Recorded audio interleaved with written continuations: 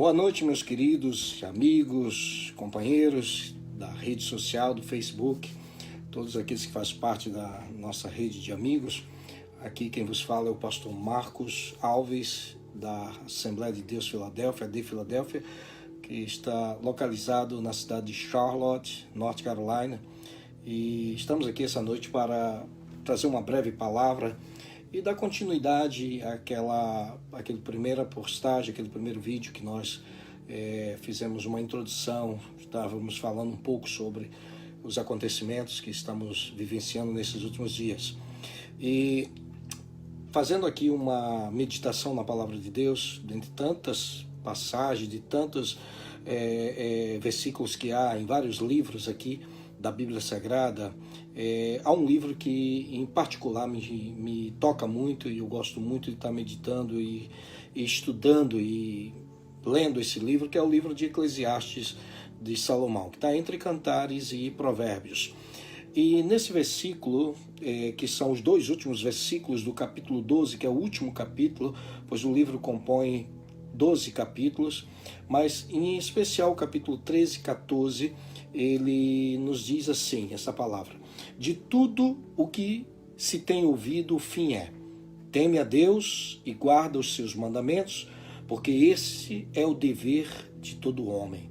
Porque Deus há de trazer a juízo toda obra, até tudo que está encoberto, quer seja bom, quer seja mal. Deus, no nome de Jesus, queremos agradecer por esse momento àqueles que estão nos acompanhando através deste vídeo no Face, e pedimos a tua bênção sobre cada um deles, no nome de Jesus. Aqui vai o meu alô a todos vocês que estão entrando e estão deixando a sua mensagem, o seu alô, que Deus abençoe. Mas, usando aqui o texto da Palavra de Deus, nós podemos entender pela declaração do pregador sobre todas as coisas que nós viemos a fazer neste mundo, ele podemos entender que é registrado. Segundo o livro de Apocalipse, fala que há dois livros, né? O livro das obras de cada um e o livro da vida, no qual está escrito o nome de todos aqueles que entregaram a sua vida a Cristo e o seu nome foi arrolado no livro da vida. Isso me faz lembrar de uma certa ocasião em que Moisés, ele ali na intercessão diante de Deus pelo povo que havia pecado, e na última ocasião de tantos interpéries que houve entre o povo de Israel com Deus, e Moisés se interviu para poder intermediar e solicitar o perdão. Ele, na última vez, na 10ª vez, ele pediu para Deus riscar o nome dele do livro, se Deus não perdoasse o seu povo. E foi quando Deus disse que não riscaria o nome dele, de Moisés, mas riscaria de todo aquele que pecasse contra ele. Então, nesse livro, podemos entender, desse livro que está escrito lá em Apocalipse de João, onde está descrito a vida de cada um de nós tem um registro, desde o momento do nosso nascimento até o dia da nossa partida deste mundo. É o que dá a entender, segundo a visão de João no livro de Apocalipse.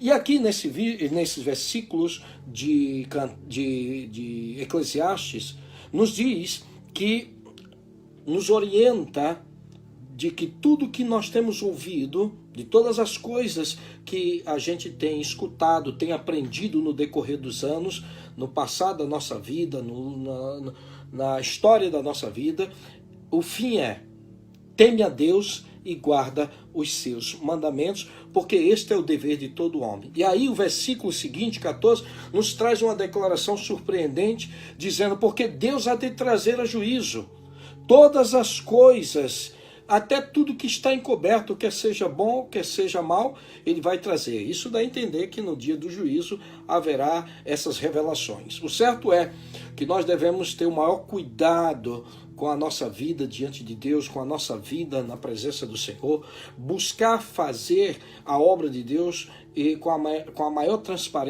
transparência possível em tudo, em todos os sentidos, e a nossa vida também está no altar do Senhor. Vivemos, como já frisei, segundo a declaração lá de Timóteo, que diz que nos últimos dias sobreviriam tempos trabalhosos, tempos difíceis, e esses são os tempos que nós estamos vivenciando nesses dias. Estamos olhando, estamos contemplando de todos os lados, de todas as áreas, estamos vendo a investida do inimigo das nossas almas em nos destruir, com o objetivo de nos destruir, de roubar a nossa fé, tirar de nós a nossa salvação.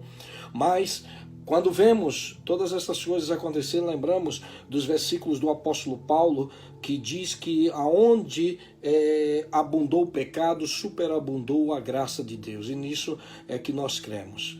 Portanto, eu quero deixar uma palavra para você nessa noite, de que você procure buscar a presença de Deus todos os dias, principalmente nesses momentos que estamos vivendo. Estamos se aproximando para o desfecho de todas as coisas, do cumprimento das Escrituras. Quando vemos e parece que dá a entender que o mal está prevalecendo, está dominando o bem, nós pensamos que estamos perdendo, que estamos ficando enfraquecidos diante de tanta maldade, de tanto pecado que tem crescido nesses últimos dias. Mas nós temos que lembrar que o Senhor nos falou e nos alertou que nos últimos dias veríamos coisas como essa e até piores. É bom entender que a Bíblia nos diz que o mundo jaz no pecado. E o Senhor nos orientou, dizendo, quando virdes estas coisas acontecer, ergui a vossa cabeça, porque a vossa redenção se aproxima. É bom, meus amados, passarmos a nos aproximar de Deus através da sua palavra, a termos mais comunhão e vida de oração com o Senhor, ler a sua palavra, meditar, se aproximar de Deus, porque os dias são maus. Nunca se viu em nenhum momento da história da humanidade o pecado tomar parte, conta da sociedade em todos os níveis, como estamos presenciando nesses últimos dias. É hora da igreja se despertar, deixar o seu comodismo, deixar de ficar de braços cruzados e assistindo como meros telespectadores, como que dizendo, bom, isso não me atinge, isso não tem nada a ver comigo, o que está acontecendo lá fora é para lá, aqui eu estou dentro da minha casa, no conforto da minha casa, aqui com a minha família e não me atingindo, o resto não importa. E não é assim. Nós sabemos que cada um de nós daremos conta de si mesmo a Deus. Podemos fazer muito mais para o crescimento e o avanço do Evangelho. O diabo não está para brincar e ele nunca esteve. Aliás, ele nunca esteve. Quando ele se levantou contra Deus, ele sabia, estava consciente realmente do que ele estava fazendo. E quando levou após si a terça parte que o seguiu na sua empreitada de rebelião para querer ser igual a Deus, sabia exatamente o que estavam fazendo. E quando for expulso, no momento em que eles não esperavam que houvesse essa batalha, em que eles seriam expulsos de onde eles estavam, e depois de ver de que Deus criou o homem, o ser humano, e o tratou diferenciado deles, aí suscitou mais inveja e mais ódio por parte deles em relação à criatura de Deus que somos nós, seres humanos, que mesmo havendo pecado, desobedecido, recebemos a oportunidade que não merecíamos, o privilégio de termos de volta a comunhão com Deus através de Jesus Cristo. A promessa foi feita lá no Jardim do Éden, se cumpriu no Calvário, e a promessa de que haveremos de herdar a vida eterna está para se cumprir a qualquer momento. É bom que entendamos que nessa vida, que aqui ocupamos este corpo corruptível, mortal, que vai um dia perecer, isso vai se passar e está prestes a passar a qualquer momento. Temos visto nos noticiários pessoas, cantores, pregadores, pastores conhecidos do nosso meio evangélico que ganharam muitas almas para Jesus, que terminaram o seu período e já passaram para a eternidade. Quantos amigos, até companheiros nossos, amigos, familiares, já passaram para a eternidade? E qual é a esperança para nós, a igreja? A esperança é o cumprimento da promessa de Deus para as nossas vidas. Que qual é? Que está escrito no capítulo 15, lá de Coríntios, em que Paulo disse, eis que eu vos digo um mistério. que nem todos dormiremos, mas seremos transformados no abrir e fechar de olhos, ante o soar da última trombeta, porque a trombeta soará e os mortos ressuscitarão. É bom lembrarmos disto, desta promessa, que está para se cumprir a qualquer momento. Em nenhum momento da história da igreja, as profecias escatológicas nunca tiveram um cumprimento tão claro, nítido, como estamos vendo nos dias atuais. Estamos vendo acontecer isto. Estamos presenciando a expansão do pecado em todas as áreas da sociedade, né? Que o diga que nós vivemos agora sobre novas leis aprovadas em congressos por congressistas, seja deputados, senadores, que estão dando suporte àquilo que Deus abomina, aquilo que Deus determinou que não fosse realizado. Então, como podemos ficar inertes, alheios ao que está acontecendo? Como aqui mesmo nos Estados Unidos, onde o aborto tem sido aprovado, como no estado de New York. Hoje mesmo eu vi uma notícia que o estado de Vermont está partindo para o mesmo, como o estado de Rhode Island também, em que a pessoa pode abortar no dia que vai dar à luz, nos 9 meses. Estamos vendo o infanticídio sendo incentivado através das novas leis. O número de crianças mortas, assassinadas através do aborto é espantoso. Aqui mesmo, na Carolina do Norte, aqui na cidade de Charlotte, segundo o conhecimento que eu tive, por semana acontece mais de 200 abortos semanais aqui nesta cidade. E no restante dos Estados Unidos. E no mundo, quantas crianças deixaram de nascer? São almas que no momento da concepção, a alma se criou, foi criada a alma desse ser pequenino, desse embrião. São almas. Agora, nós vemos pela palavra que Deus irá julgar a todos. Todos aqueles que em nome da lei, que em nome da justiça, aparente justiça, né, da lei e da nova visão da sociedade, em nome desses pró-modernistas, vamos por assim dizer, né, fizeram com que essas leis fossem aprovadas e avançasse. O mal está aumentando, está crescendo. O inimigo de nossas almas sabe que o dia dele está se aproximando. E você pode observar, e ele tem determinado aos seus seguidores de que com mais ímpeto e força possam causar destruição e morte ao maior número possível de pessoas. Nós estamos num conflito e numa guerra sem precedentes. Numa guerra que é uma guerra que começou lá em cima e tem se perpetuado ao longo desses anos, desde a criação até agora, e vai se perpetuar por mais um longo tempo, porque a Bíblia nos fala de tudo isso.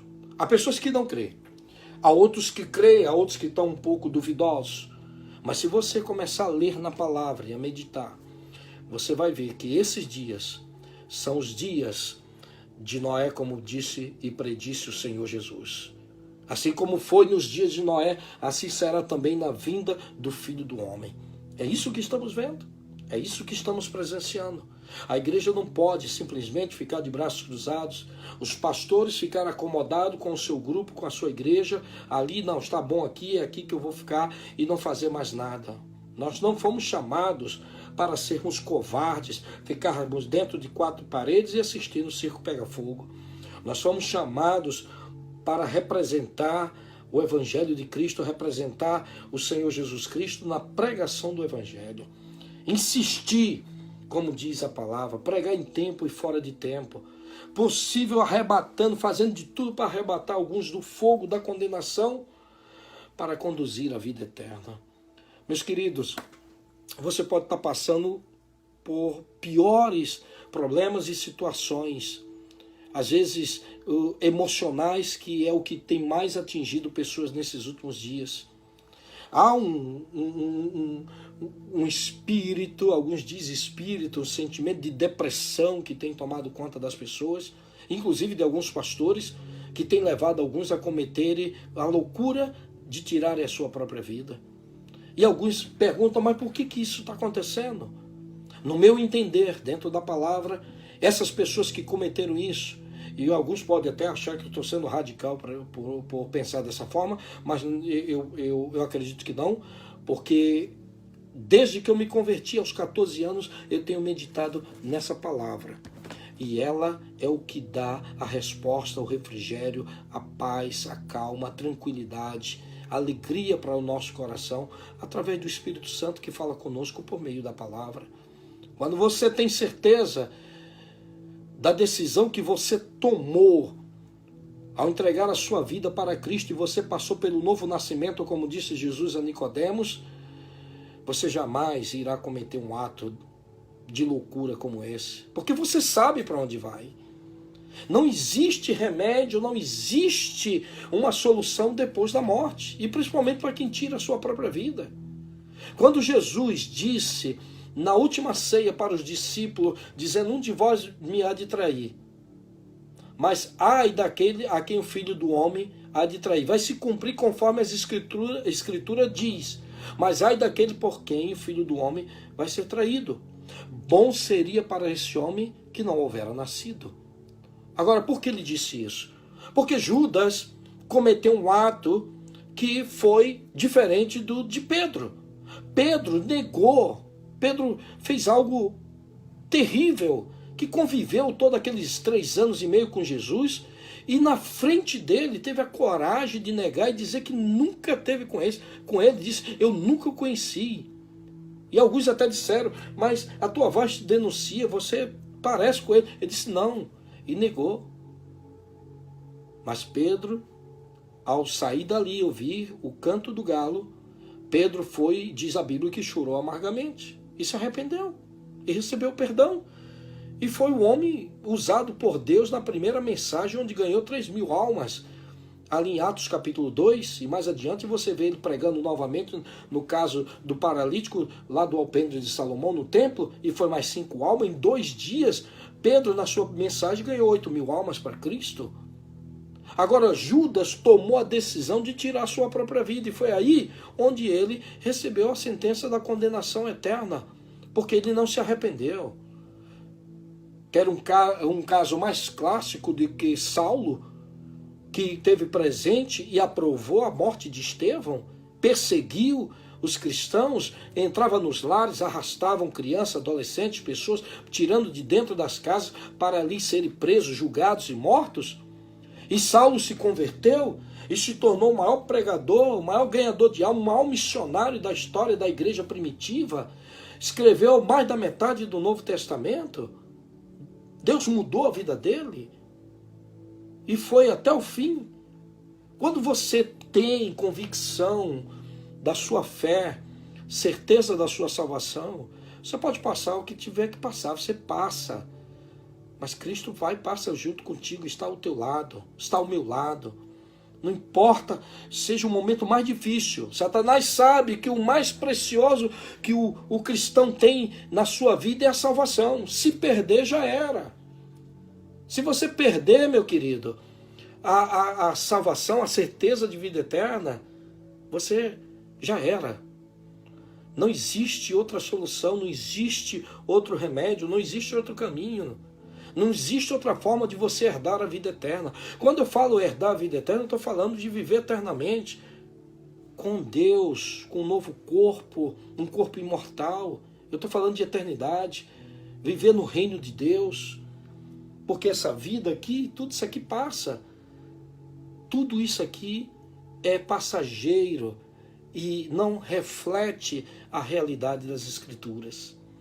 Portanto, tudo que você fizer, faça perfeito para Deus. Faça, ouça, guarde no seu coração a palavra de Deus, procure levar o Evangelho. Você pode dizer, mas eu não sei pregar, não sei falar, não sei cantar, não importa. Você tem uma chamada de Deus na sua vida. Nem todo mundo foi chamado para ser pregador, nem todo mundo foi chamado para ser cantor ou cantora, nem todo mundo foi chamado para exercer a mesma função, o mesmo dom, o mesmo ministério. Cada um tem a sua importância na casa de Deus. Dentro de uma casa não tem só um vaso de um tipo, tem vários utensílios dentro de uma casa. Assim é no reino de Deus.